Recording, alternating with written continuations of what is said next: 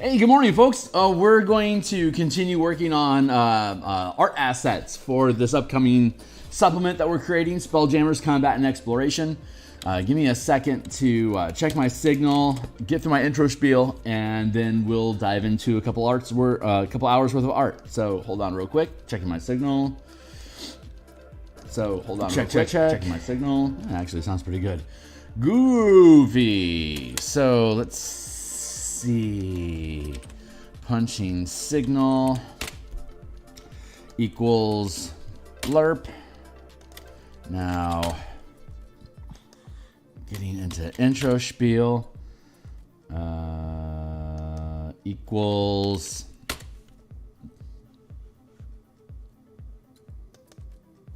all right. Hey, my name is Phil Kearney. I create role-playing game supplements. I publish them online. Currently, I've been focusing my attention on Dungeons & Dragons 5th edition. There is a slew of links in the description down below leading to various books that I've already created that are on DMsGuild.com that show you the kind of work that I do. If you click on any of those links, across those books, there's probably about 150 some odd illustrations. If you're a D&D enthusiast, check them out. If you like them, consider adding them to your game. If you're an art enthusiast and you're just here for the arts, then check them out. Another way to support the channel is to follow me on Twitter. I've just posted that I'm live on Twitter at Phil Kearney, like the name of my channel down below. I also have a Patreon that can be that you can contribute to support additional shenanigans like this. Once I move outside of the DMs Guild into the freer space, then I'll probably be posting a lot more stuff on Patreon, as well as potential Kickstarters and direct releases, Twitch.io, DTRPG, etc. Last way to support the channel, like, subscribe, hit the bell icon to literally support the channel. It is my greatest endeavor to get my subscriber count. We're at 170 right now. Thanks a lot, guys. And if we can climb up over 1,000, that will help lock in this as something that I can continue doing in the future. So, speaking of the future, we'll be releasing the supplement as soon as it's done. This is the book cover that we created. We're currently at episode 159. We created this cover back around episode 15, so you can go back in time in the channel playlist and check that out. But right now, we are continuing to work on the asset production of tokens for the Light of Xaryxis conversion. We're currently working on vampirates that sit inside Act 2. There is a ship called the Last Breath, which is a ghost galleon that is currently described as piloted by this NPC pilot, Rutledge Wynn. We're going to use an image reference out of the Spelljammer's Adventures in Space box set, trilogy of books that Wizards of the Coast put out using these guys as reference, roughly her. So we're going to grab some color references here, like that and that up here in the corner, and we'll go down to here.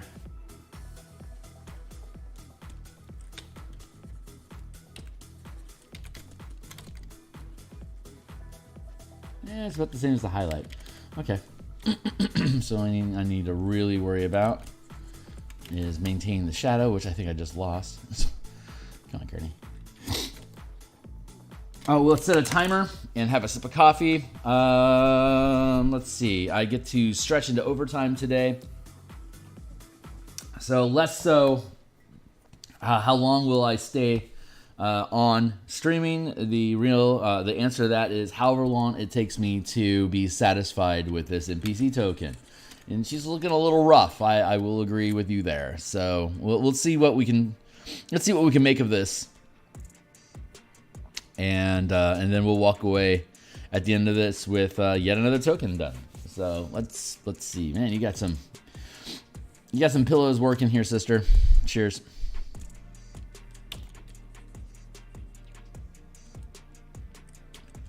Hey, Hernetico. It's good to see you, my guy.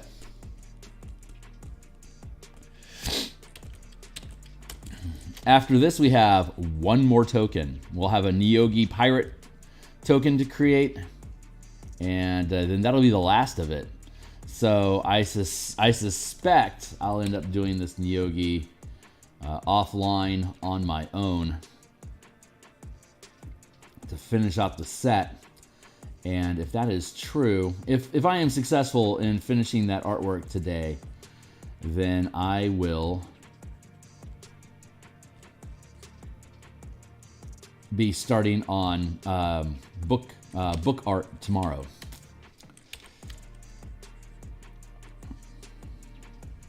Which I am incredibly excited about.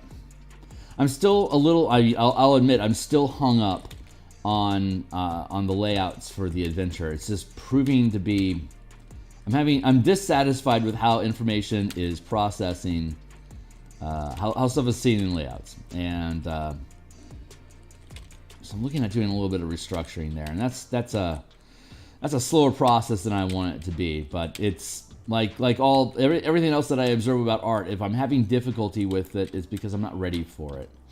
So instead of bashing my head against the wall or trying to figure out why can't I figure it out, and then figure it out once I figure out why I can't figure it out, let's instead just focus on the things that we can actually control right now and continue art production for the things that I need, that we already know we need, i.e. the first 86 pages of the book. So luckily I haven't really been wasting my time and spinning my wheels. I have made progress, and we're continually moving through this process together. It's just we're reaching the end of these tokens, which means I've ran out of things to hide inside of to procrastinate against moving forward with the rest of the book. So no time like the present. Let's just move forward with the rest of the book. This is the kind of example that we're going to end up merging the line art and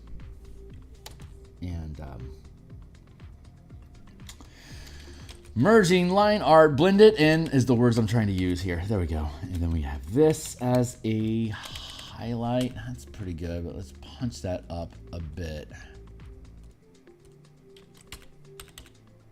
And let's drop this down a bit.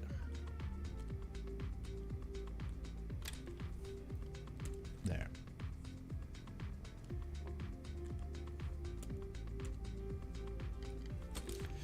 Extra layer.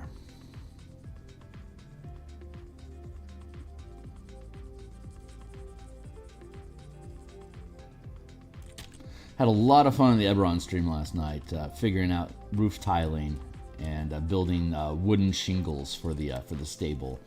That was a process of discovery, as it always is. Finding now that I have successfully built a few different roofs with different styles, I'm getting pretty confident about what it takes to produce that type of patterning, and probably more importantly, how to produce it more quickly. I'm gonna drop this off the port bow here. Yeah, okay, this is blue, and that's red, so we're doing okay here. Good contrast, sister. Pirates got taste. Meow. Meow, wow, wow, wow, wow, wow, wow. Hand of doom. No.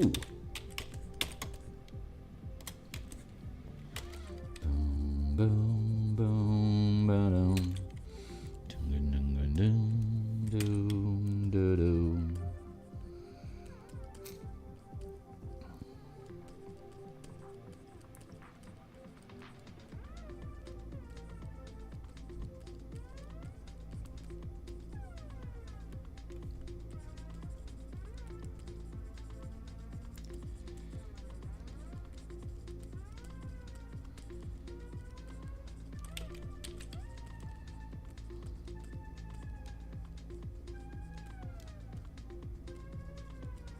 I don't think I'm a big fan of this particular song.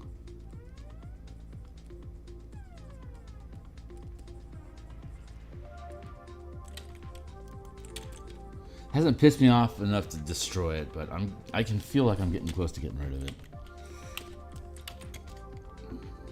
Highlights, checking out what I like. Highlight, hi.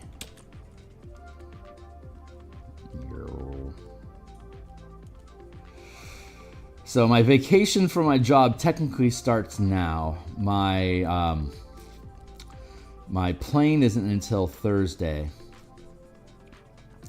So I have a lot of float time today, but I have some work I need to do back at the office. So this morning, we're just going to work on this token, like I was saying at the beginning of the stream. I'm going to work on this token until she's finished. And then I'm going to drop off stream, go get work done. But today is Tuesday, y'all. So that is a Martial Power Tuesday. We're going to come back at lunchtime. I reckon we'll be here like at 11:30-ish and stick around for a couple hours to...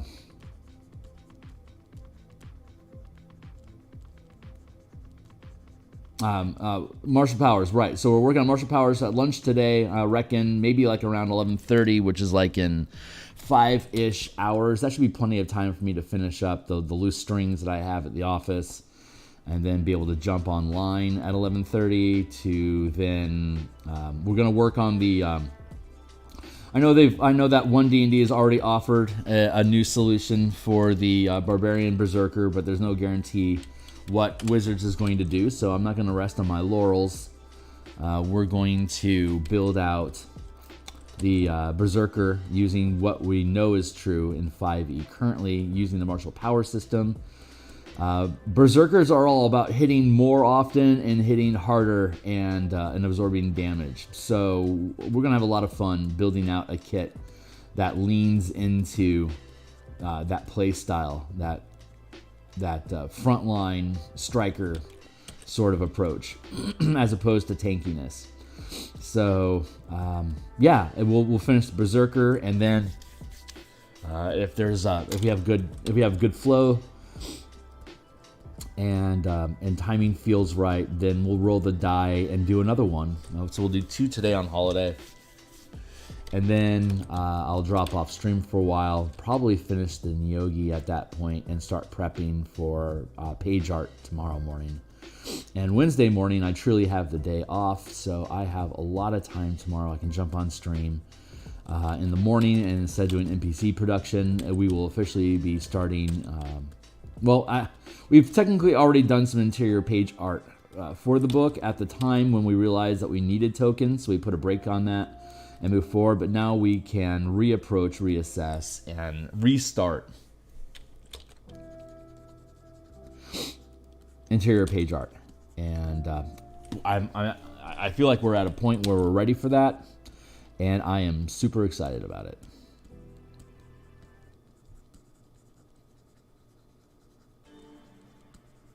Super excited about it. It's just peeling open pages and talking about what's on them is a lot of fun. So I'll probably shuffle my playlist around a little bit to pull the previous pages of art forward for us to begin with again. To begin anew.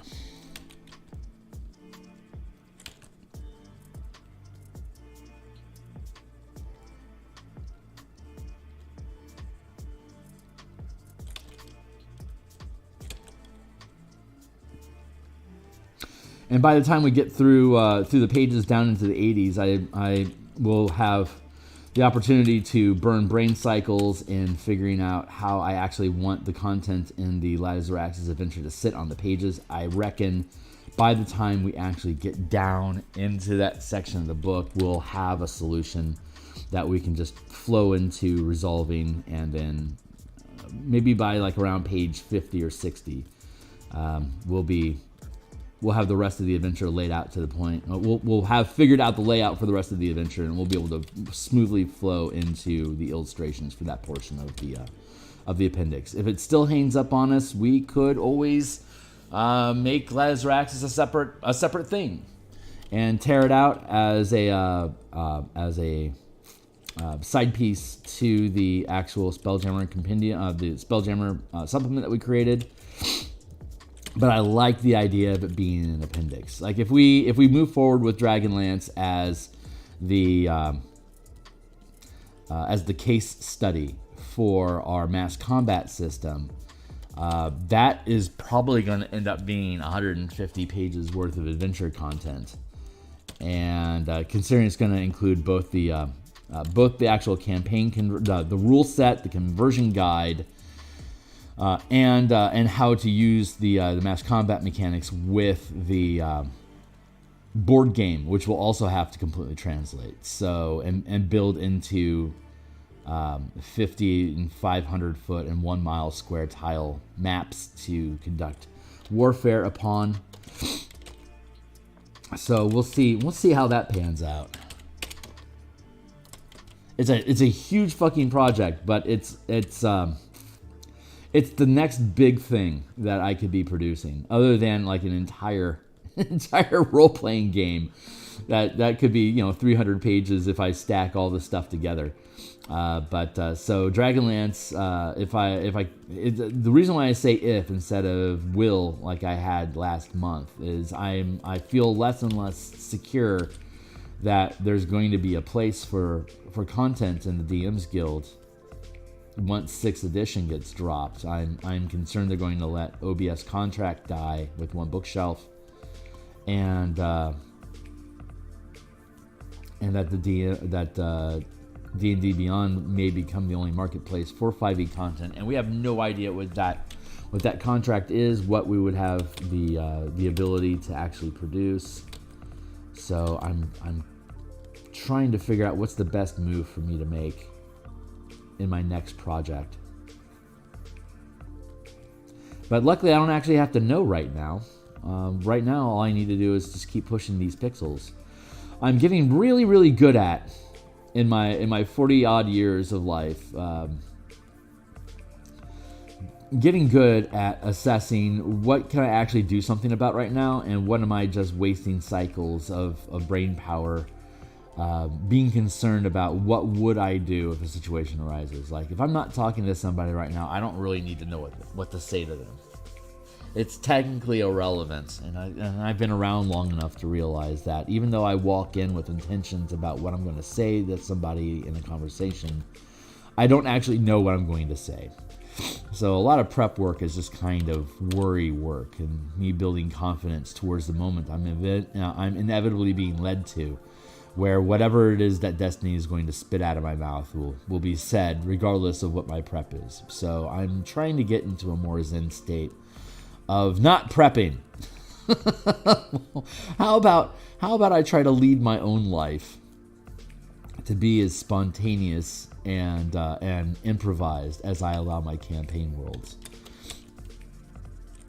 Maybe if I start DMing my own game, so it's not on any kind of railroad tracks, I will be a much happier player in this solo experience we call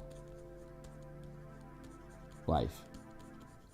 I mean, it's just less hypocritical that way, honestly. Hey, what's up? Honestly, the whole mechanism by which WotC and OBS interact seems to be unstable at times. Well, OBS is tragically overworked, it seems.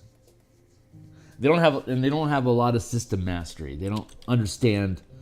It's not their job to be WOTC content lore masters, but they have to be to be able to judge whether something is violating IP restrictions or not. Like when MTG stuff comes out, I'm probably one of the first people to say, hey, these guys are using a ton of MTG artwork. Did you allow us to start doing that?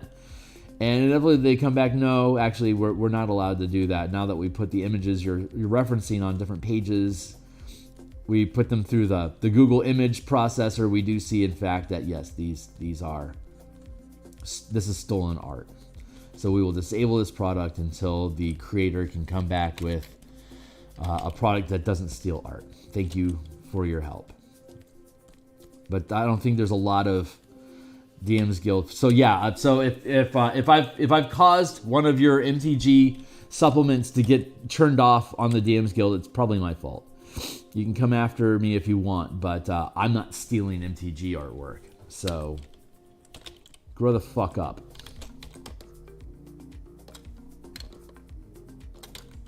Bad news is good news. So brain it, buddies. But yeah, I'm picky about that sort of stuff because obviously I put a shitload of time in artwork, and if you want to take MTG art and make a supplement using that artwork because you're lazy and you're shortcutting your art production, then stay in fan content and publish it on Patreon or give it to Reddit. Don't try to sell it in a marketplace where professionals are building things to be sold. You hack.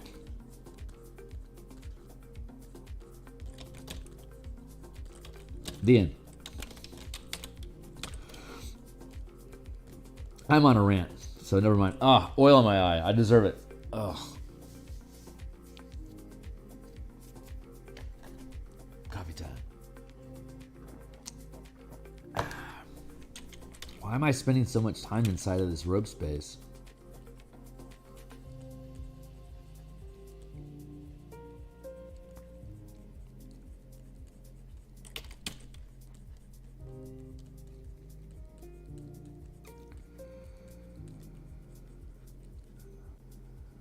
Where am I at with this? Oh, okay. Well, that makes sense. I just want to make sure it was draping properly. That apparently is what the problem was. God, I've got oil in my eye.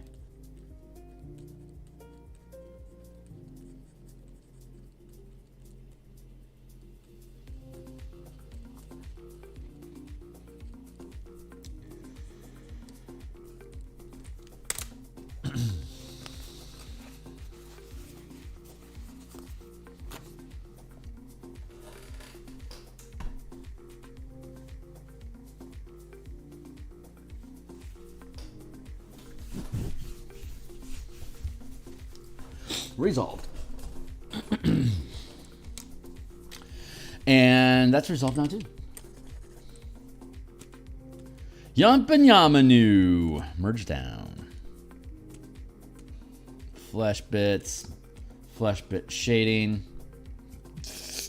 What's next? Hair. Aight.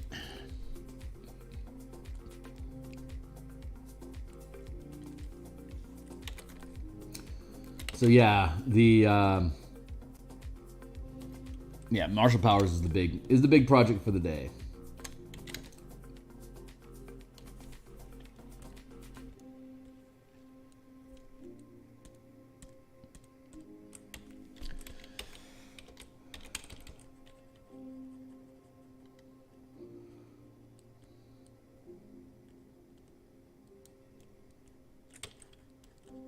There we go.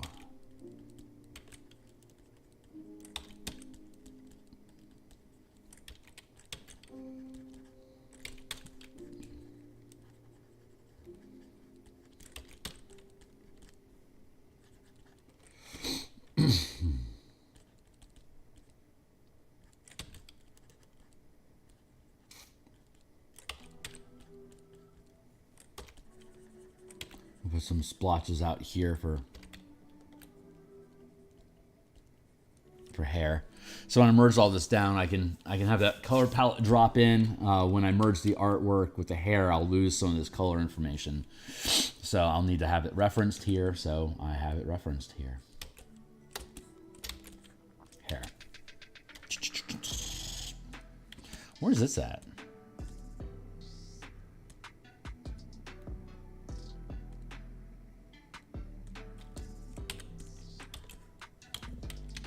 Okay, do that. Boom, boom, boom. Boom, boom, boom, boom, boom. Boom, boom, boom. It could be like that.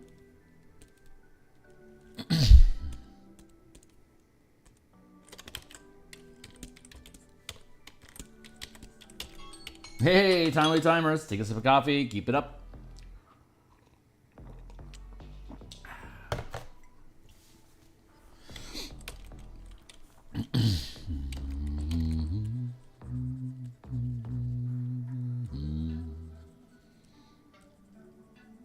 Vampirate. What a stupid pun. It's a neat idea, though. I mean, space is a really great place to... Well, in space, you're either going to do a really great job avoiding the sun or you're going to do a horrible fucking job avoiding the sun. I guess it depends on where your orbit is at. I have a small heist mission for the Eberron setting that I don't have the bandwidth to work on right now, but essentially what it is it's a political prison for undead, specifically vampires too powerful to actually permanently kill. What they can do is take an airship and have it fly high orbit around Eberron to stay in the sun, and to have the vampires trapped in coffins that are constantly facing the sun, that are walled off. So if they try to open the door, they get hit with sunlight and immediately die. So this undead prison ship is just its job is to stay above the cloud line in orbit, so the sun is always looking at the prisoners. And so the heist mission is for you to get to the prison ship and just drop it below cloud line, so the team can open up the sarcophagi to let the vampires out, and then they fly away. The ship has gargoyle guardians on it, so as you approach, if you can't teleport onto the ship, then you have to approach the ship and be attacked by gargoyles in the process if you aren't stealthy about entering the space. Then you have to creep around on the ship to avoid the gargoyle sentries to be able to get to the pilot to drop the ship, so that you can then get into the prison deck to release all the prisoners before the gargoyles drop you. So yeah, it's fucking cool. I just need to I just need to have the bandwidth to actually be able to build it. Thank you for that. But yeah, it's super cool. It's like the challenge unto itself is just like, if you make that a 5th level adventure, like against gargoyles, that's a decent 5th level adventure. You don't need to be more high tech than that. And if you do, then you start getting into stuff like teleportation and plane shift, etc. That makes it really easy for you to teleport onto a ship that you're aware of. But if you're not at that level, then just getting on board, like the reason they're hiring you in the first place is to get on board the ship. If they had enough power and clout, as it were, to if they had the resources, they would just teleport directly onto the ship and make this a lot faster. But they don't, which is why they need to hire specialists in the first place to get you there.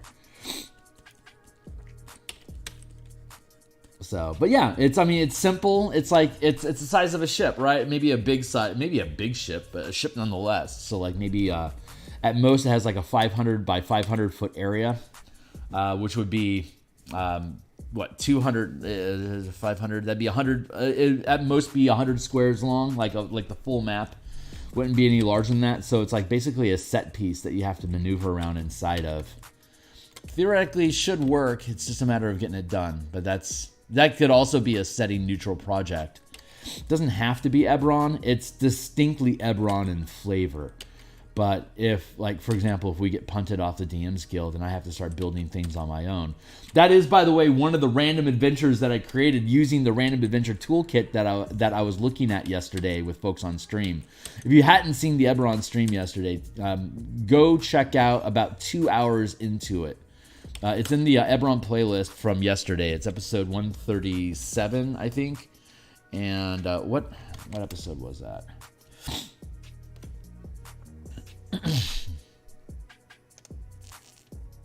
Hold on.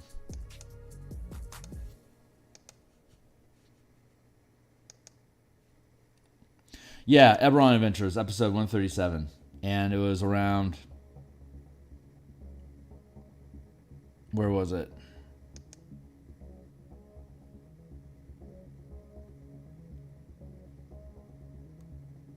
Oh, maybe it was further back than that. Oh, there we go. It was around an hour. We were looking at the initial document that I had created for the 10 billion adventures in Eberron. This was the random the random kit that I had built back in 2018. Hold on. Yeah, Chance Your Own Adventures. That's what we were building. It's a random plot generator with plots, villains, locations, plot twists, and adventure hooks that are all on D100 tables distinctly for Eberron. We started it back in 2018, and by the time we got, I made a first draft, and it wasn't working. So we had to go back and rebuild it, and we started creating so many example cases of how the adventure toolkit works. It just made sense to make a full adventure as a proof of concept, and then publish that proof of concept so we could reference different pages in the adventure when we're talking about like how to shift gears between combat, social, and exploration counters inside of an adventure. Like what's the actual process of shifting gears that a DM that doesn't know how to transition from one encounter to another, or how to change the nature of encounters from one to another. Like, how do they go through that actual physical process of doing that at the table?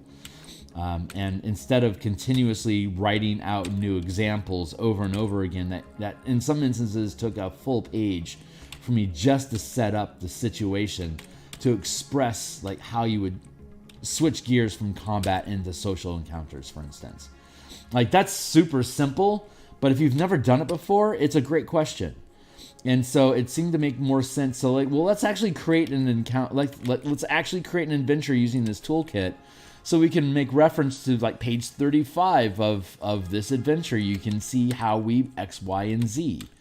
Or like in this situation, the team is trying to sneak into the underground complex through the topside entrance, the watchtower, and they don't want to fight all of the mercenaries. They have a badge as deputies, so they want to try to win them over and get them to actually help them gain access to the deeper parts of the facility. So we need to switch out of combat and get these guys working with us through a social encounter. How do we de-escalate and get into that? That's kind of like one of the sections of the toolkit that we were building, is like how to switch gears like that. And so instead of creating an entire scenario built around that example, let's just go to page 74 of the Crystals of Mabar, when we're laying out the different facts that the mercenaries know at the topside watchtower that the team can use to create a social engagement encounter out of what may have been a combat encounter if they hadn't identified themselves as law enforcement, for example. So it's just easier. Hey, look at page 75 and look what we have set up there, and we'll bundle the Crystals of Mabar adventure with the adventure toolkit, so that you get a discount for both of them. So you have but the Crystals of Mabar will be 100% free preview like everything else that I do anyway. So you'll just be, if you don't want to buy the adventure but you're interested in the toolkit, you can just constantly refer to the Eberron adventure as like, here's an example of what we're talking about. Anyway, I'm not speaking efficiently because I haven't scripted it. It's all improvised. So, but that's the kind of stuff that I'm trying to build. So I mean, I'm no like Shay, I'm no lazy DM. I have a very different flair, but I think I have enough longevity in the game as a DM for the past 30 years that at least know what I'm talking about, and I think I'm starting to accumulate enough of a skill set that I can actually express it in a PDF document. So I'm happy with my progress. And I think I'm at a point where I can start saying things smart professionally that that'll resonate with people. I still need to figure out how you're going to finish up the mini adventure module that you're working on. I either need to finish it before WotC does their transfer to ODD, or I need to convert it to elsewhere. Yeah, I know. That is the big. That's the problem with edition changes when you have an open license that people are making house payments off of, which is another reason why WotC is trying to calm the industry. They're not only trying to help their own sales. I mean, everyone thinks the worst of Hasbro and Wizards of the Coast right now, and I don't blame them. And it's not like it's unwarranted. However, they are attempting to keep the 5e ship on the rails, not only for themselves, but also for all the people that, like us, that are creating content that uses that. We also need to be in a place where we aren't being completely lurched. And I guess time will tell if the corporation's actually looking out for us that way or not. But it's naive to assume that they will. But at the same time, we don't have any answers yet, and we're not going to get any until until everything is resolved, as it were. We're not going to get any indication from anyone anywhere unless there's some sort of a leak of some sort that provides a blueprint for what the master plans are. I don't know. We'll see. We'll see where stuff goes.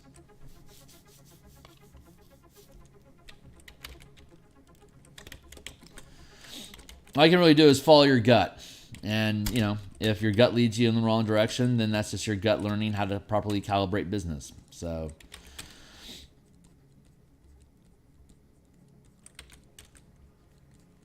if you belong in the TTRPG industry producing content, you're not going to run out of content to produce, regardless of which edition or which game it is that you're producing content for.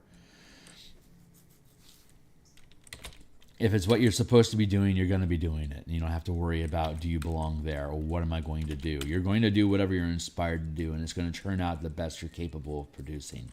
You don't need to be second-guessing that. All you need to do is just be convicted, and what you're doing is the best choice you can make for yourself.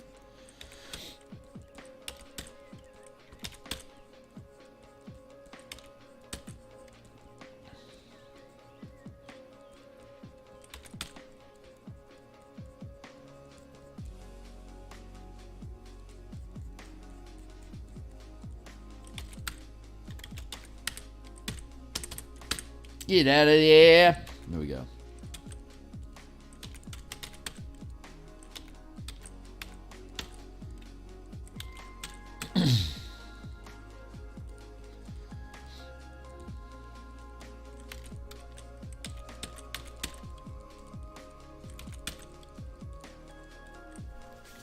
Now, you can call me an optimist. That's fine.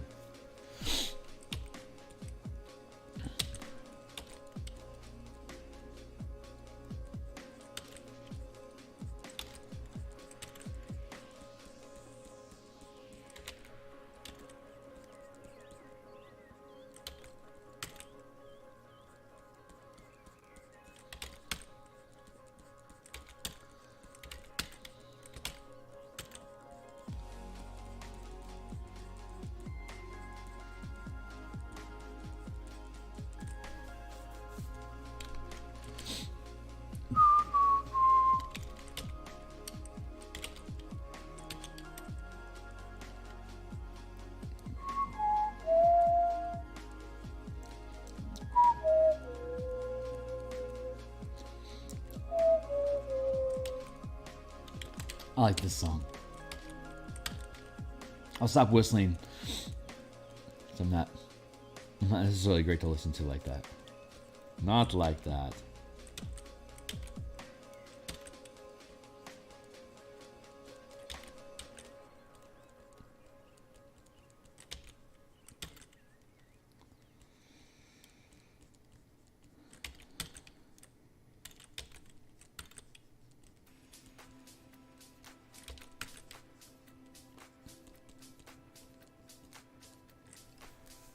Yeah, I'm good with that. Next. That must make me disgusting.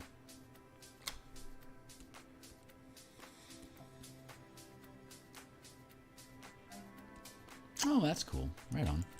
Ah, this is what we're working on here. Right.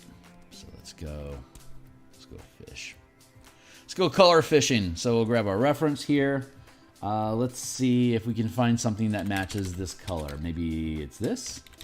Not quite. Maybe it's this. That is what it is.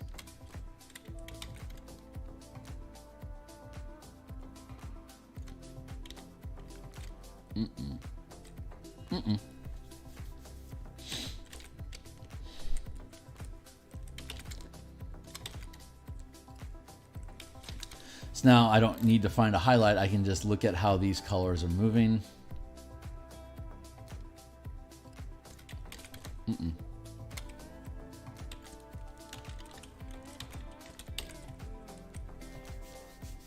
These are the colors I need to look at.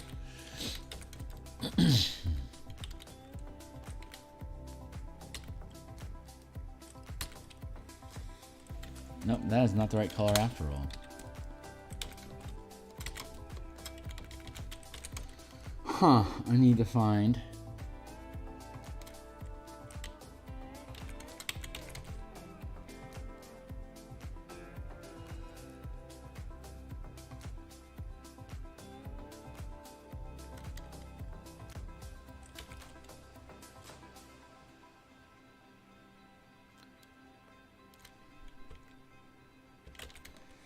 Nope.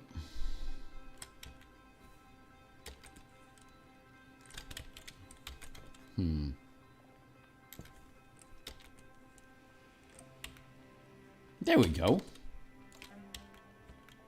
I found it. Yum yum. Sunset.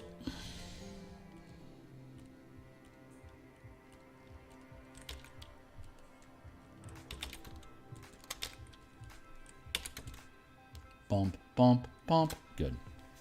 A little bit of heat, a little bit more red than the others, which is dark there and then there. Yeah, that's pretty good. Cool. Conceal and proceed.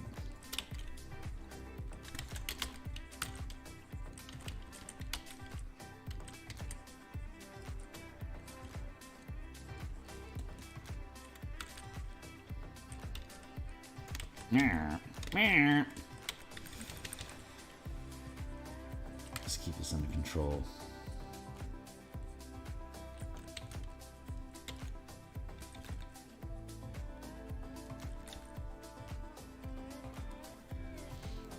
I actually want to drop that down more.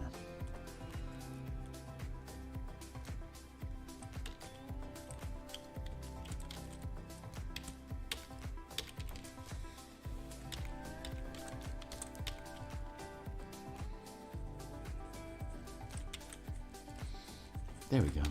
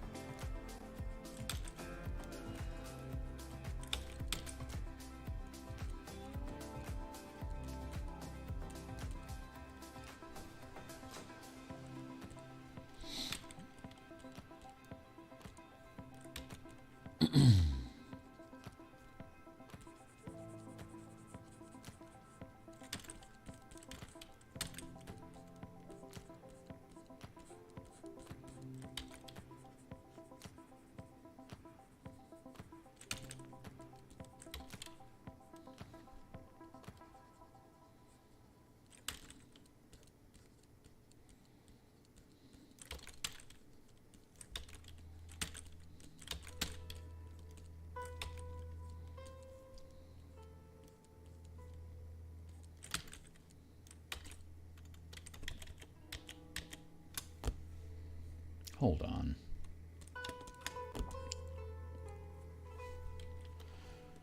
Better.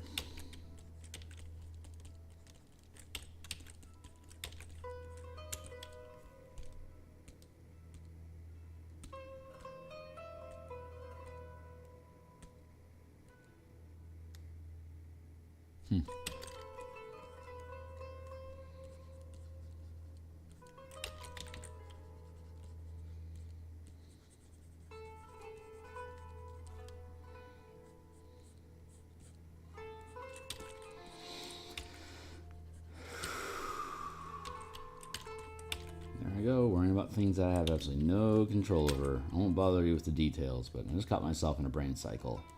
Happy to pop out of that.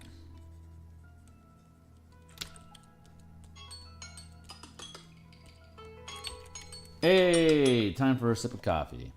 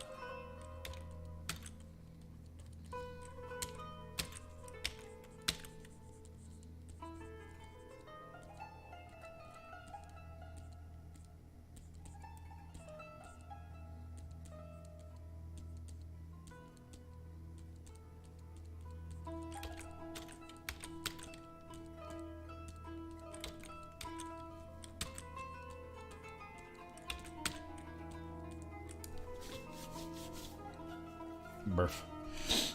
Highlight equals new.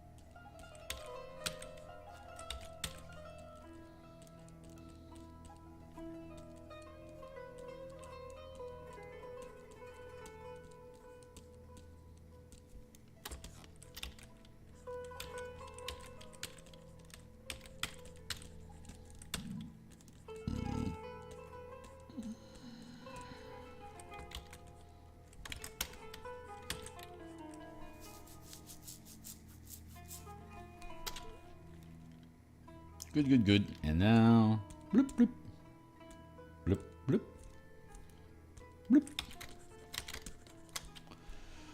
Let's go with, let's find something purpley. Bam! Right off the cuff. Nice. What is this all about? Nope. Nope.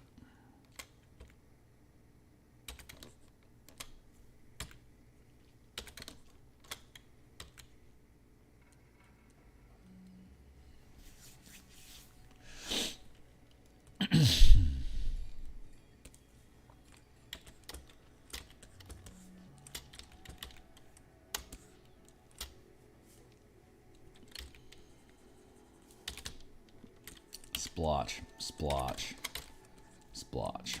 There we go.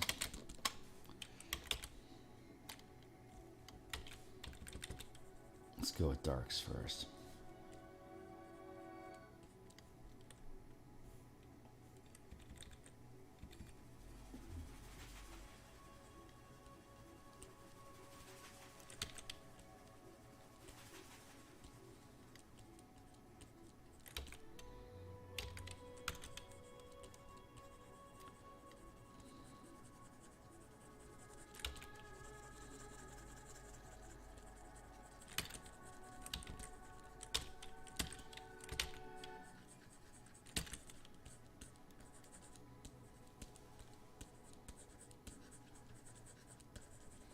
Blend it all in.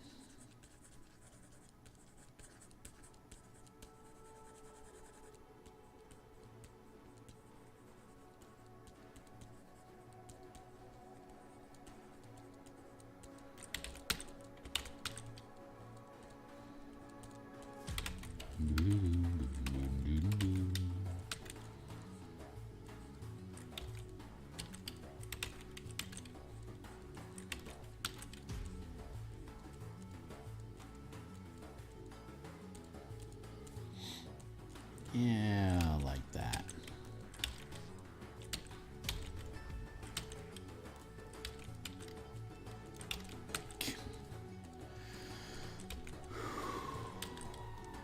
Man, I'm really lost in time space inside my head here. I am not happy with where my brain is resonating right now.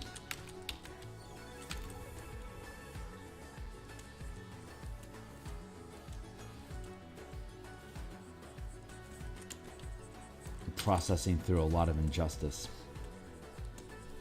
I won't bore you with the details, but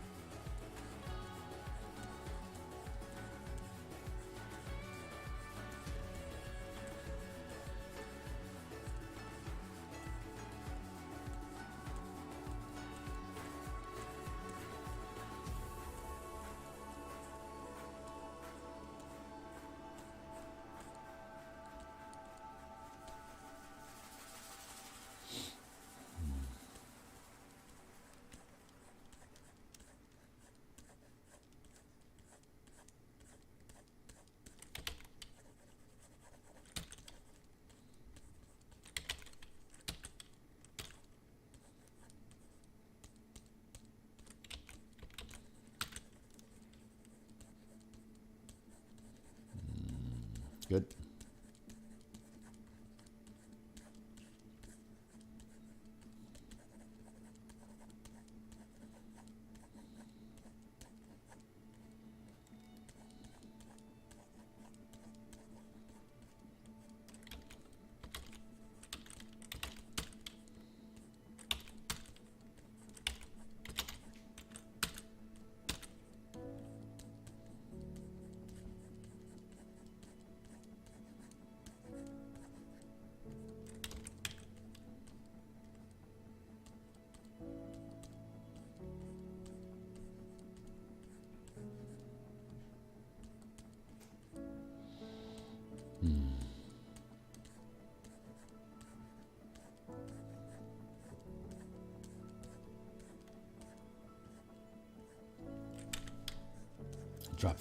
Drop the strength on the smudge tool that I'm using right now, so I can soften this fabric.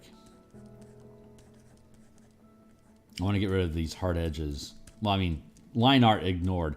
The actual light work that I'm doing, I need to soften so that the fabric feels more flowy. If the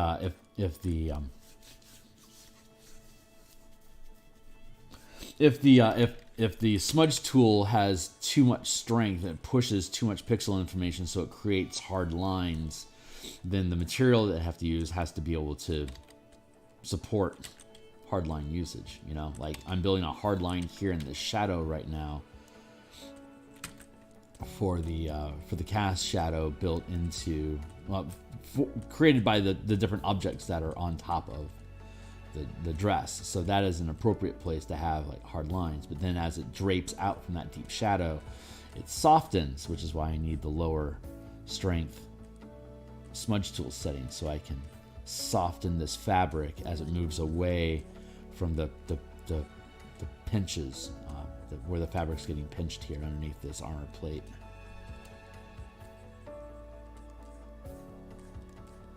Battle apron, as it were.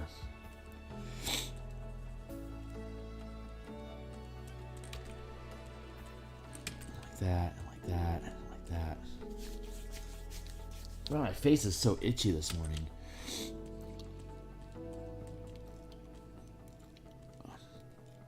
I feel like I slept in my face.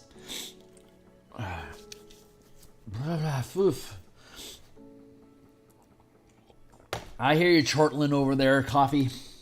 I know you want me to drink more of your beans. Next time the alarm pops, man, I'll go fill up my coffee mug, I promise you. Try to keep my coffee machine from yelling at me too much. AI in a coffee machine is utterly pointless. Hitchhiker's Galaxy was right. Hitchhiker's Guide to the Galaxy. Talking about everything having AI. You can anthropomorphize literally anything in that book, because everything has a personality built into it. That's pretty good. Yeah, so far so good.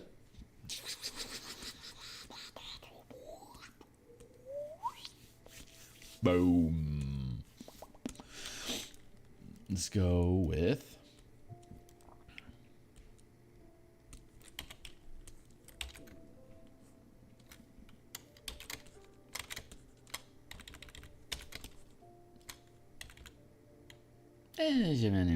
we could probably do that. Let's see about this instead.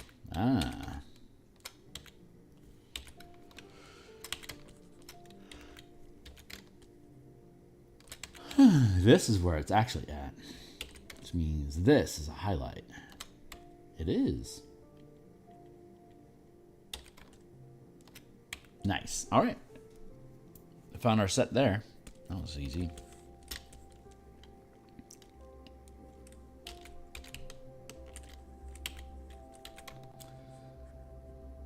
Oh, crap. That was for this. Whatever, dude.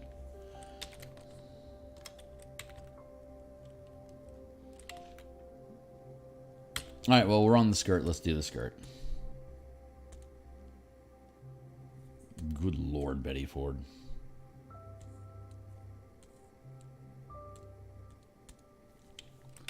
All right, all right, all right. This is where we're at. This is what we'll do.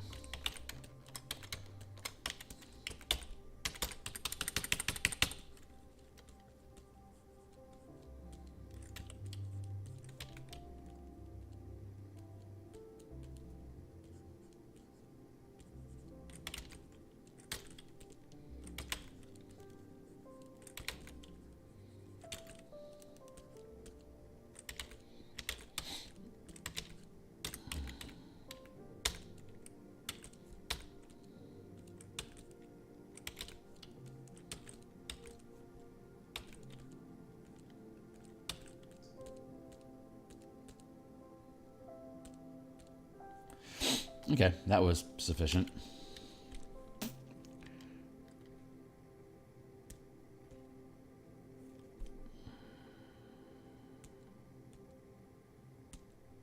Herbs. Oh well. So much for that. Come on, Kearney. Let's oops. Let's get back on point.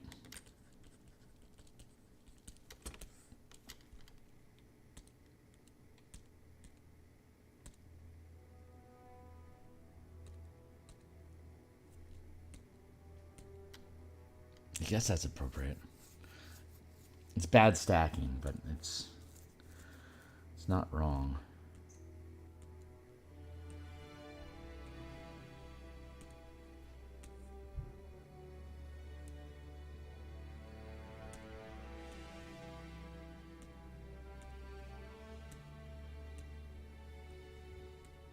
Yeah, okay. There we go. Okay, cool. Back on task. This should be pretty easy for you. Just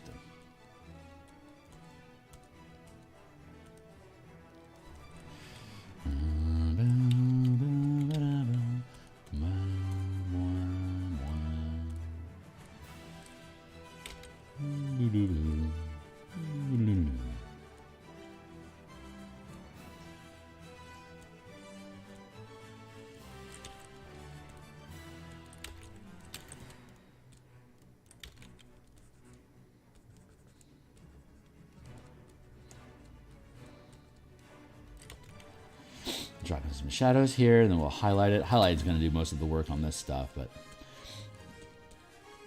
just got to do a little curve in here. Highlight there. Highlight here.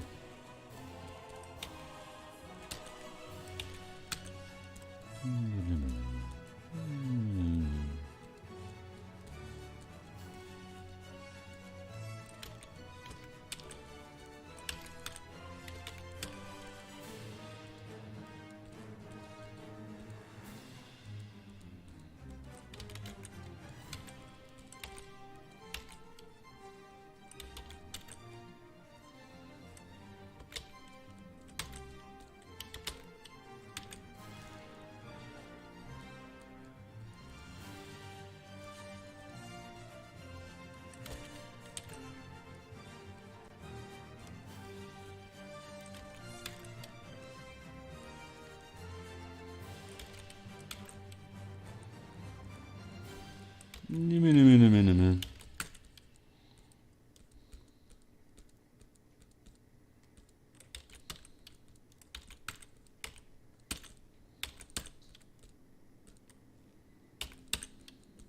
we go.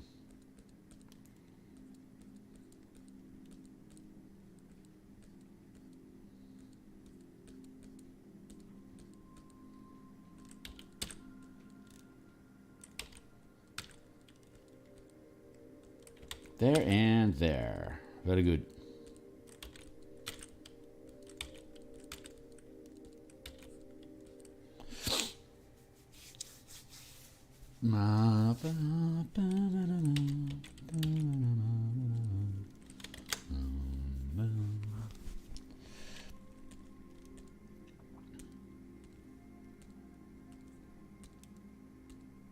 Very good.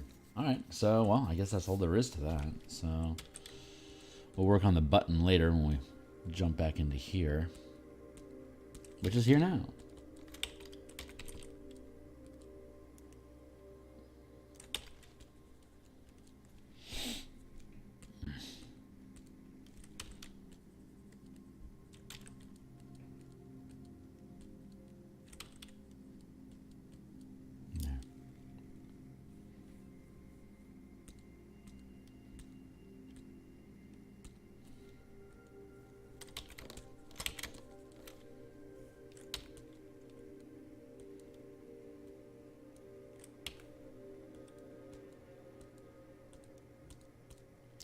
I can just push these around a little bit because I'm familiar with how these colors work in general. The colors that I'm just intuitively clicking into this is these language signatures here is stuff that's I've seen occur over and over again with this type of color when it's like a armor metal type material.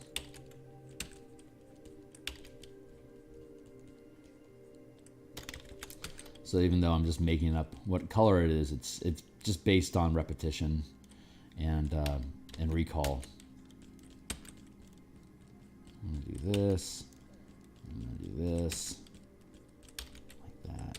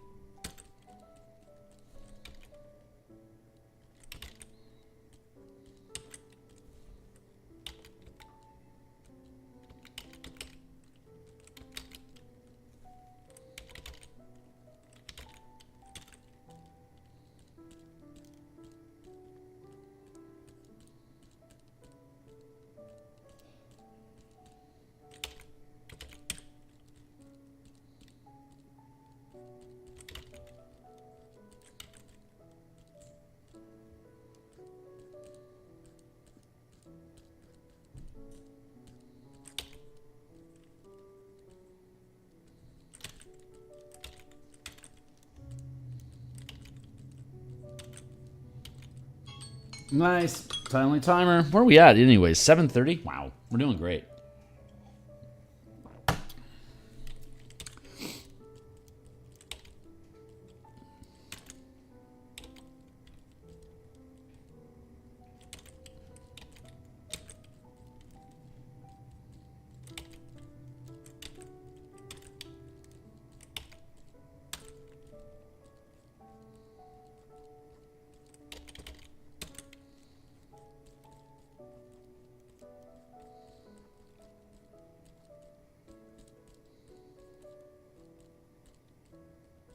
I'll be able to build out little ridges here once we integrate the line work into the overall piece and we start softening the edges. We can rebuild the structure here so there's a little bit more form here moving around. I like that ribbon. I think that's cool. So we'll keep that. We're now on to these gloves and choker.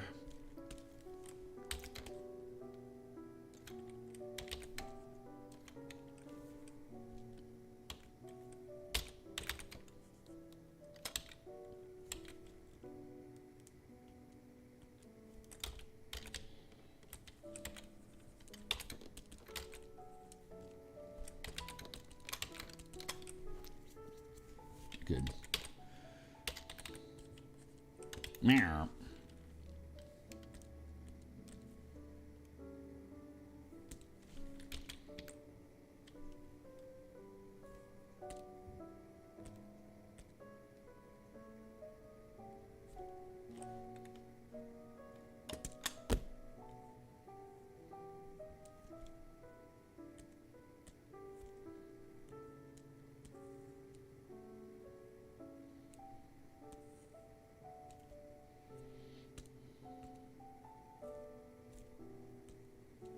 I'm gonna pull this down. Wow, I can pull these all the way down.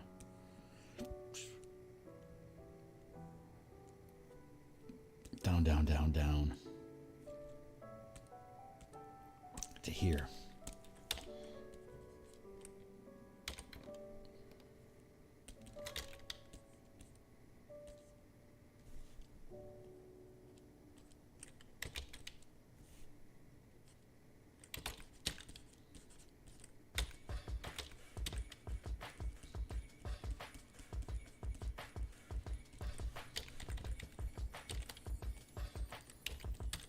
Boop, boop, boop,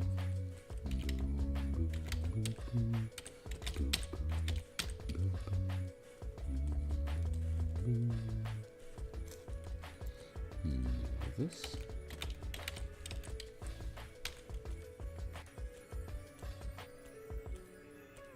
That punch a little bit more than it does.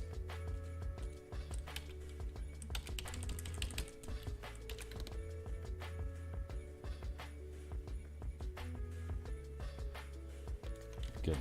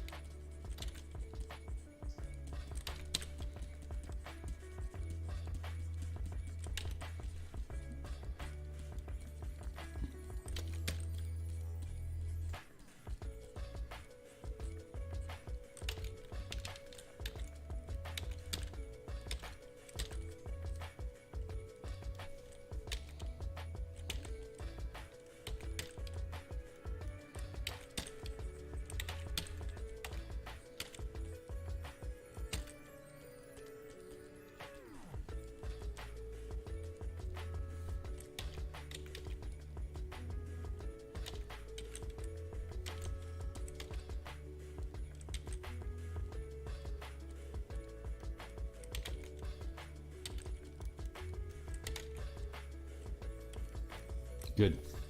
Good, good, good, good, good. So far, so good. Where are we at in this process? Good. Good. Good. Really? Okay. Well, I mean, if that's what that is, then okay. I'm going to block all this in, duplicate the layer, merge that group, conceal that there.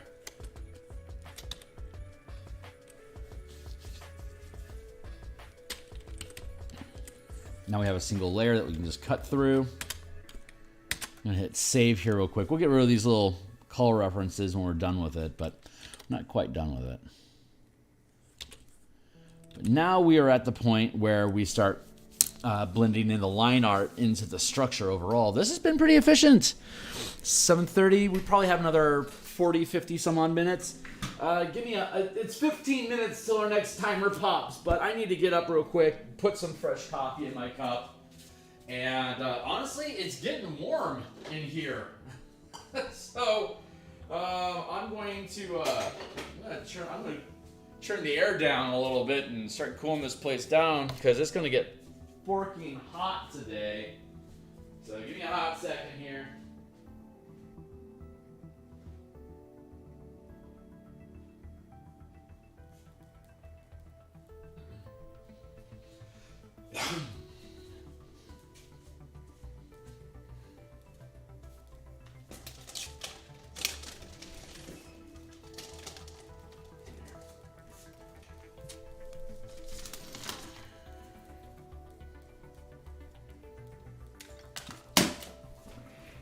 Cool.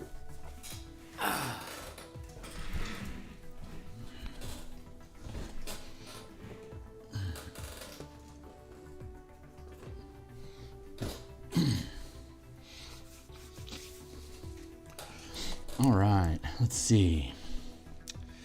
We have everything bonded together. I'm going to, I don't need to duplicate it because I got it duplicated there.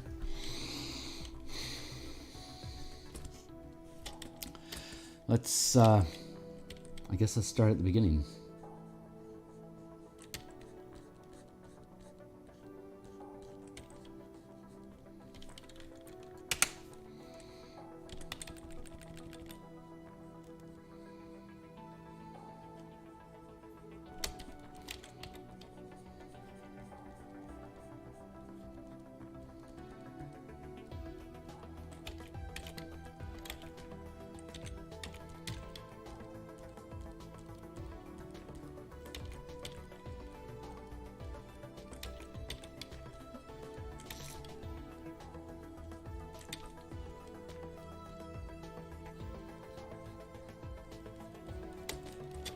I can start blending in these lines into the fabric that we had, so that those harsh lines are gone, so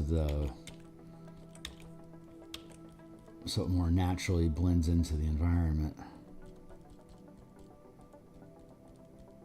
And in this case, the environment is the fabric itself. So we're just removing the lines, but adding highlights in, or additional weight here to help use the form shadow as the line instead of an actual line. That's if you want things to look more realistic, getting rid of lines is definitely a way to go about it. There's not a lot of actual lines in nature. It's transitions from one highlight to the shade of another. So like you can keep that line that differentiates between this fabric and this fabric by the change in value. The shadow here dropping back as the lightness of this material pulls forward. So you can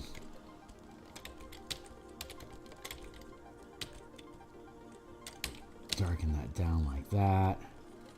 Maybe here. And just smooth out that line so it disappears. I'm going to keep this edge here, because I'm going to end up smudging it in. That. And there.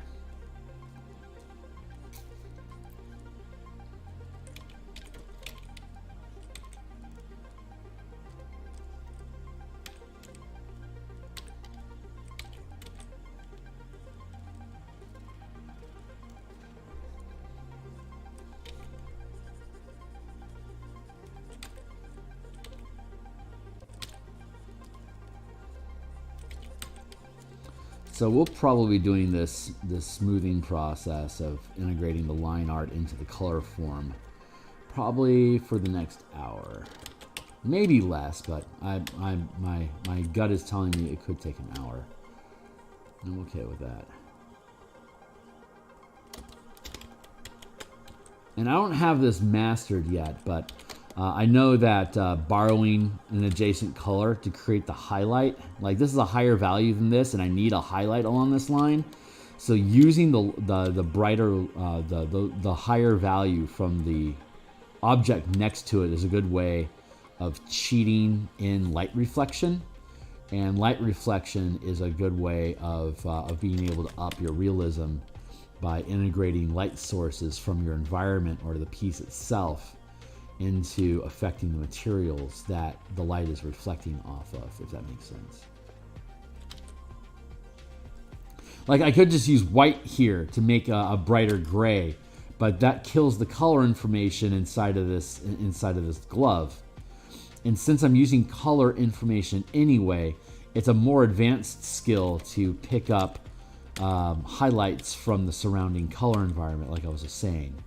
So if you're trying to increase the level of realism in your art, reduce the amount of presence of line art in the form that defines the foreground from the background. Like this shape, like this is already a more realistic looking glove because I got rid of line weight, right? But I'm keeping lines where they're needed to help augment the shadow and the form, where like when things drop into shadow, where one form begins and the other one ends starts to get a little murky.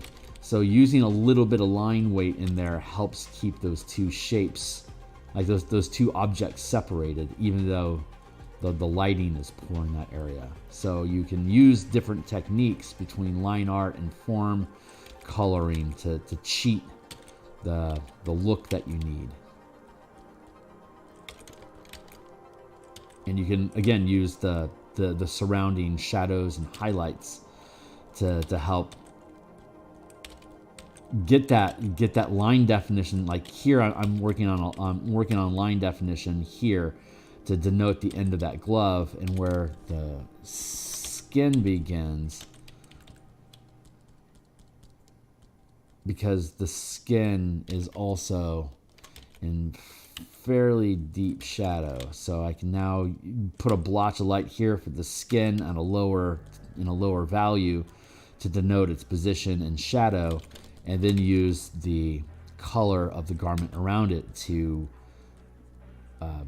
encircle the skin tone. If that's making sense. I mean, you're seeing me do it, so hopefully I'm narrating what that process is here in with sufficient language for y'all to grok what it is that we're talking about here. And now I'm doing some sheen. I'm softening the material and increasing its like the silk content, as I guess, for lack of a better word.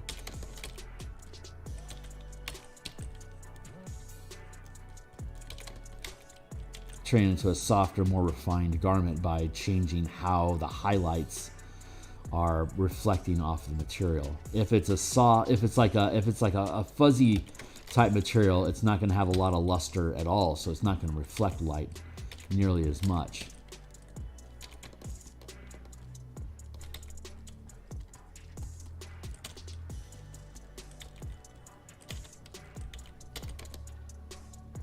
Here.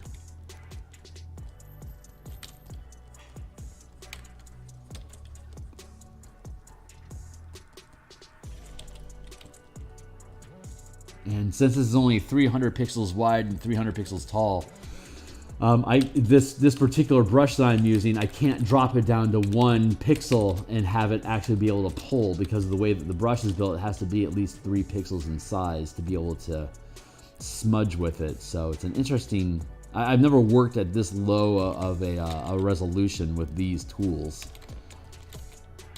So it's interesting. I'm enjoying the process of discovering how ineffective these tools are at this resolution. We're still getting the results that we want, but it's we're having to game it. But yeah, that feels pretty good.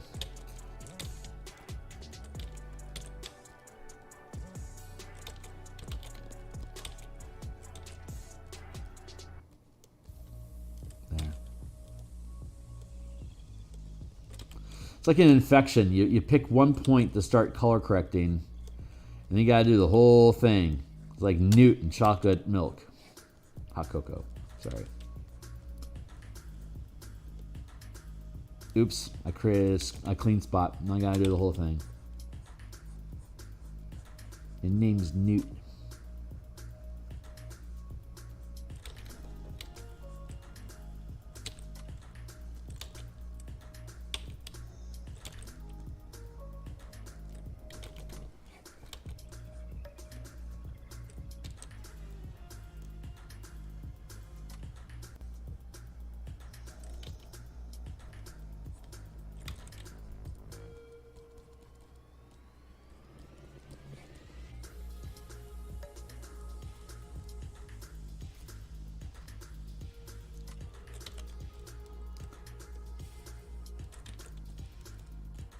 I suspect I'm eventually going to get to a place in my production where I'm painting directly over the line art, so I don't have to worry about integrating it. I'm just overwriting it with actual color. But until I get to that point, I'm happy enough with this process here. I like blending the line art into the piece overall. Because until I can intuitively do it, it allows me enough control for me to see where I'm going with this. It'll eventually become intuitive, and I won't need to use the line. I can just paint over the line art like as though it were like actual acrylic or oil painting. That's like that medium doesn't have the luxury of being able to paint underneath the line art. You have to paint over the line art with color, so you end up getting these blocks. You get blocks of color like we have here, except that this has the line art over it, so it has that cartoony feeling to it until we merge all the color information into the line art information. Not locking the line art into the color adds to the comic book look to it, thus the lack of realism.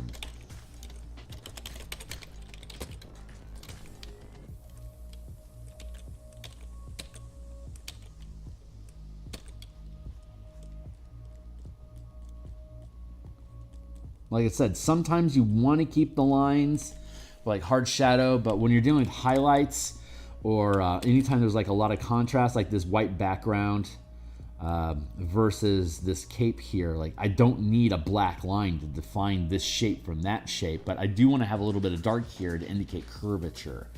Curving away from the camera creates darkness along the edge unless you specifically have a highlight from an odd direction. So knowing where your light is coming in from is also really important.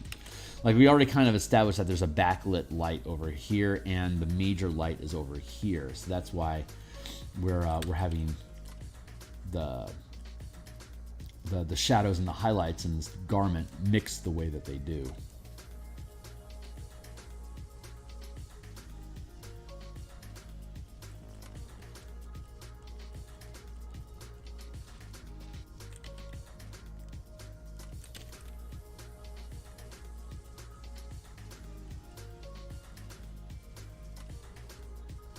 I spent so much of my life trying to avoid direct sunlight on me because it blinds me. I have a sort of instinctive ability to, when I'm walking, find poles or small objects or whatever to keep my line of sight between the major source of light in the environment, be it the sun or not. So I'll gravitate to moving through shadows and stuff. And I think that's made me hyper aware of where lighting, like source of lighting, is coming from in compositions and environments, which I think ultimately has really served me well in my art process, because it makes me, I by my own nature, I'm hyper aware of where light sources are coming from. So I think I have a really good intuitive awareness of like how things need to be hitting in an illustration. Yet again, my life giving me the tools intuitively that I need to become a better artist. Because I have to, because the visual disabilities I have aren't obvious. So I have to find a way to navigate through the world with the limitations that I have, even though those limitations don't draw, like if I'm in a wheelchair, like my needs are pretty obvious to people around me. And so asking for help is really intuitive. Like I need help, you know. Is there an elevator or something, you know? Like I need to get upstairs. I need help doing that. How do I get there? Like me having to ask questions for and asking for help isn't as nearly as intuitive as somebody that has an obvious disability. So, where was I at? I'm sorry, I just woke up. We were talking about, oh yeah, disabilities, and how the uniqueness of each individual's disabilities affect how they engage with the world. Oh, that's right, yeah. And in my instance, it just so happens that my visual disabilities force me to really question how light works, how vision works, how people see things, how we manipulate resolution and consoling undefined information into shapes that we like, the reticular function of being able to recognize something that makes sense to us. I think I have a lot more just awareness of those mechanics, the practical effects of those mechanics in general, because for whatever reason I chose to specialize in painting as my preferred medium for expressing things.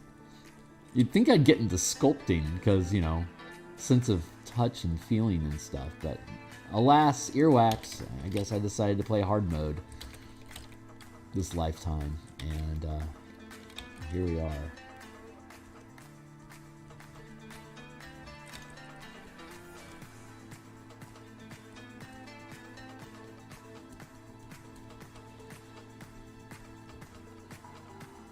But that's what not having any hope will do for you.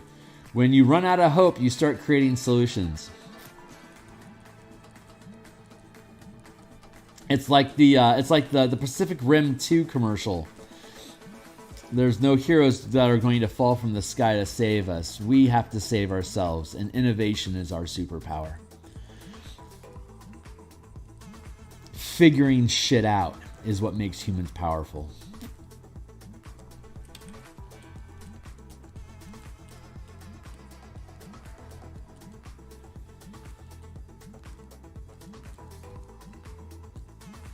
Being able to figure things out for yourself makes you independent. Being able to figure out how to show and teach others how to figure things out makes you a leader.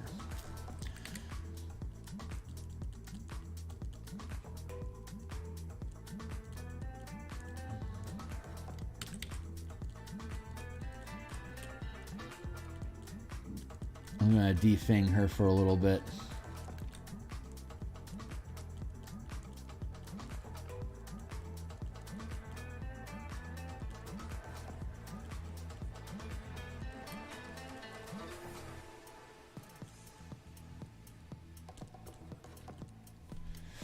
Cocky vampire.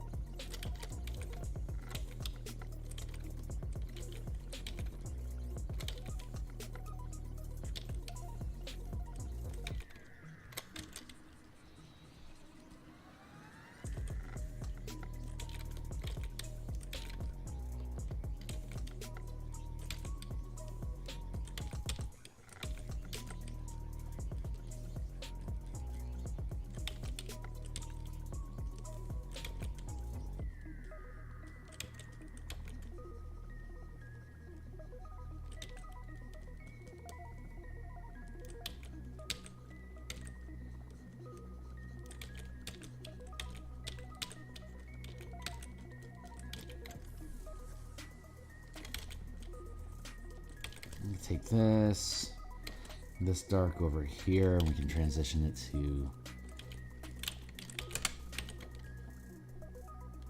over here.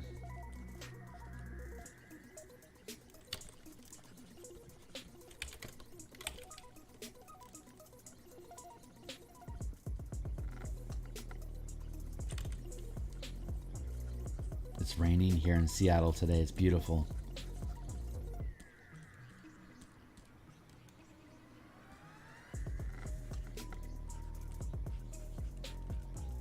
I love the northwest rain. It's so soothing.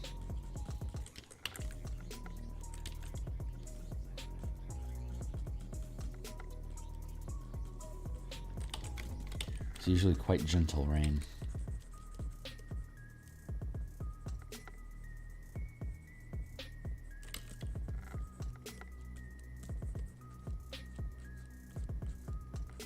See, again, we don't need that. We don't need that line weight down here because this cape has such a different value than the background. So we can let that line art drop away completely and just smooth it into the form of how the cape drapes.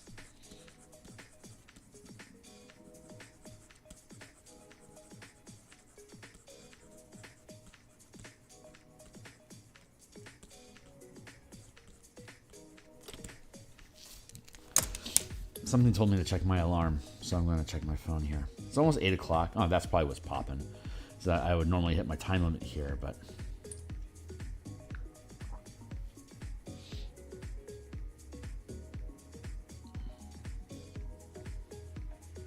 Let's see. Oh, there's a Zod pinged me. That's what's going on. All right.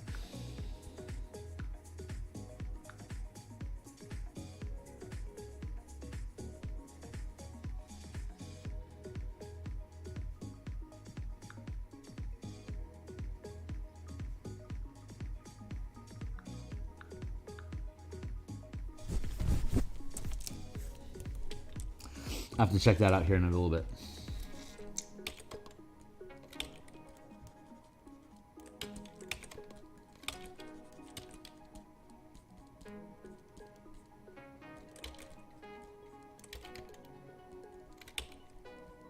I actually do want a little bit more line weight here just to help create the edge that I want, but I can then blend in that highlight into a deeper cast shadow. A line is only a line as long as it's not as thick. If it's as thick as, what am I trying to say? You can use lines in creating cast shadows, and if the line is thicker than, like, say 1 pixel, then you are not really creating lines anymore. You're creating cast shadow form lighting. I don't think I'm using the right words there.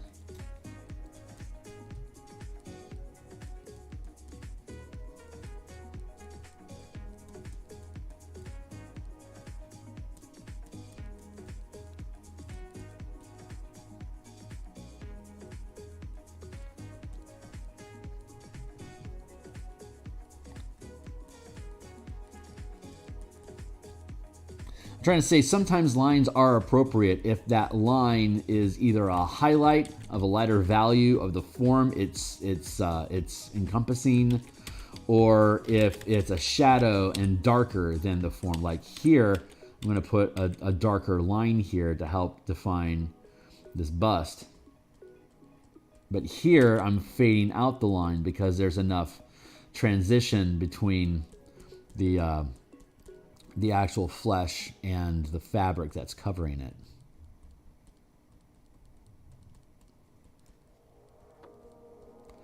And now we can fade in the line that it indicated the difference between the spheres.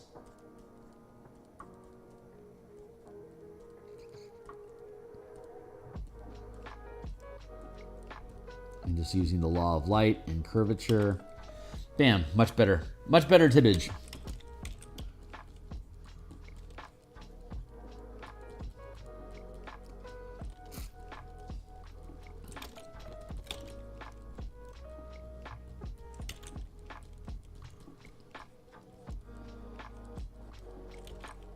Raw tippage.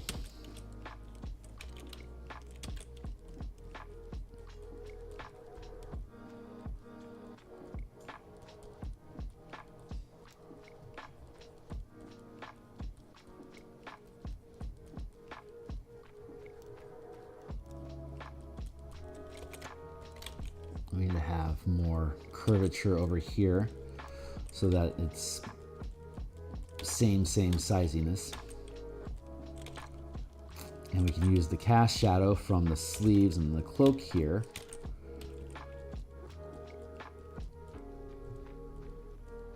And set a line weight.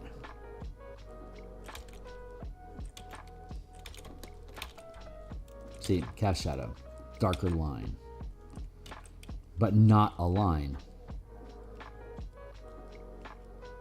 It's just the cast shadow. It just happens to be a line because the cast shadow is small and narrow.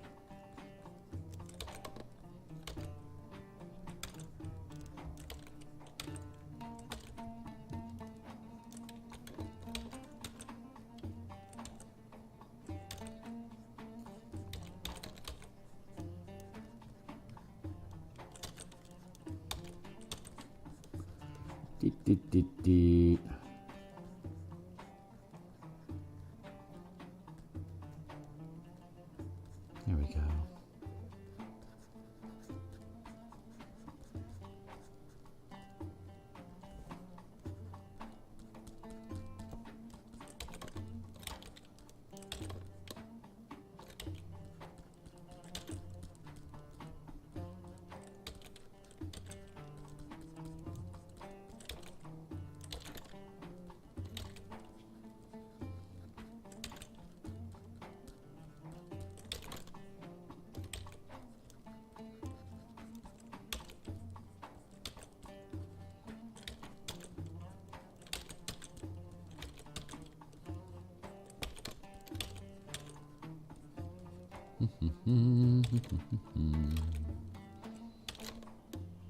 There.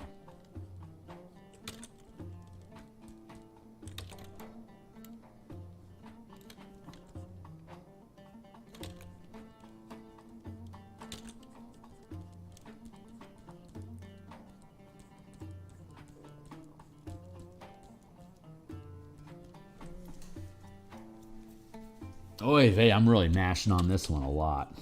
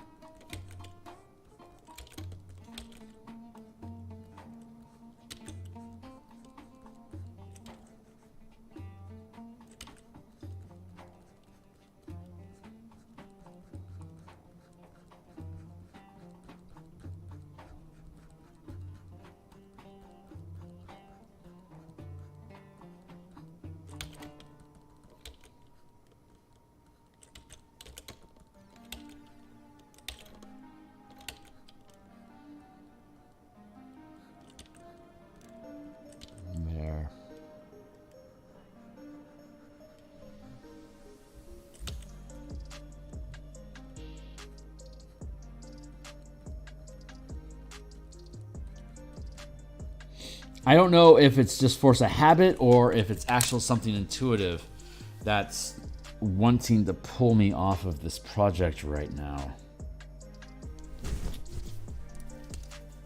I know under normal circumstances I'd stop now and go to work, but I technically have the day off, so I could keep pushing.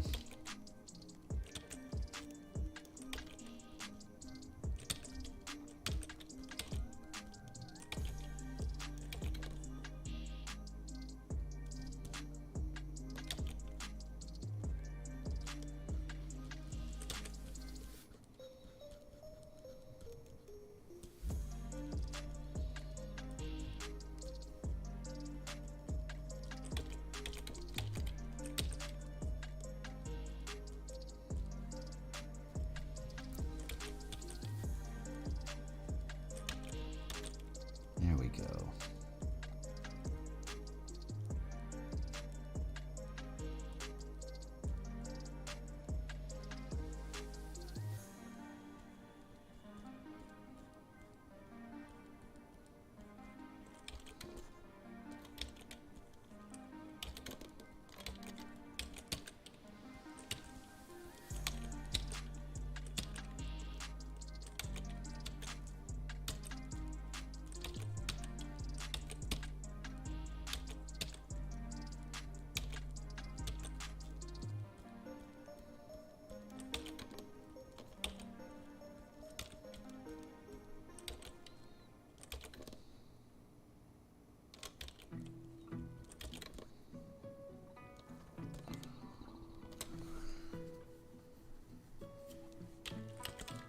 While away. We are a while away from the...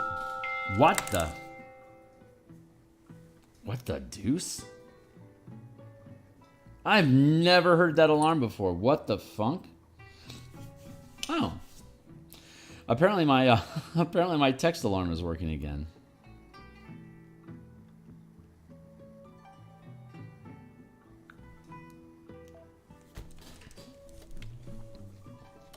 That's nice. Let's grab this.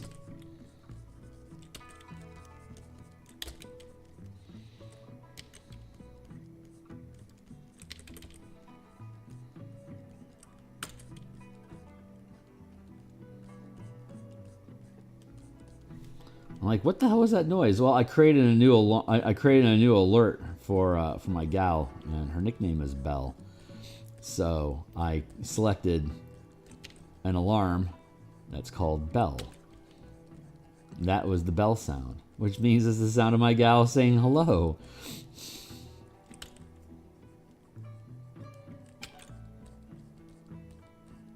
That was fun.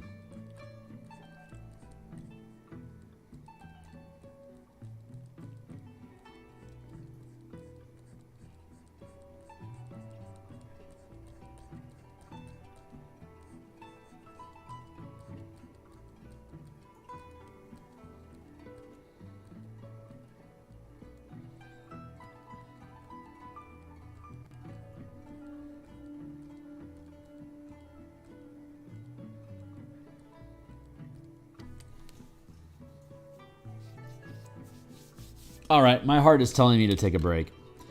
So I'm going to ignore that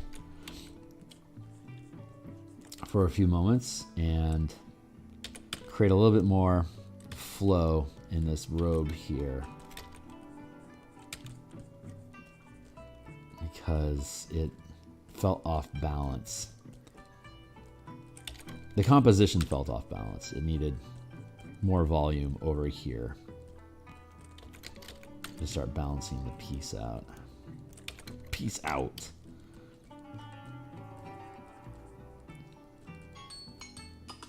And there's a timer. So this all seems to be folding together nicely. I'm going to go ahead and take a break here.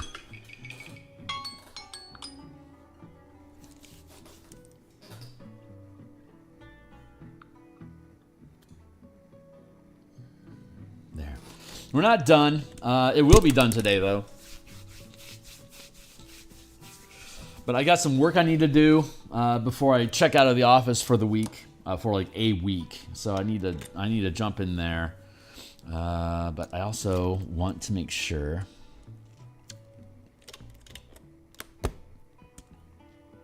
Almost there. One more thing. One more thing. Uncle, there's always one more thing.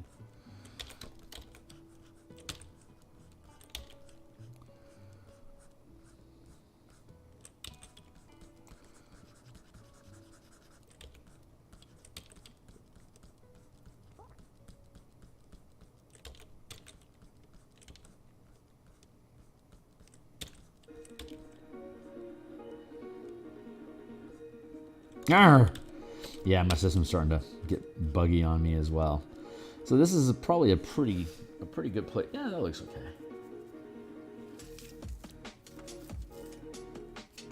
Yep, okay, I'm going to go ahead and cut out for now. I'm going to be back. I'll continue working on this, but I'll be back in about maybe 3 or 4 hours-ish, and we'll be on for probably 2 hours to do some martial powers work. I'll just go ahead and drop out now, so peace out. I'll see you guys in a couple hours. Like and subscribe if you want to catch signal. Follow me on Twitter at Phil Kearney to get alerts when I go live. I always post on Twitter that I've gone live, and I will do so again today as well. Or best yet, like, subscribe, hit the bell icon, blah, blah, blah. And I bounce. See you later.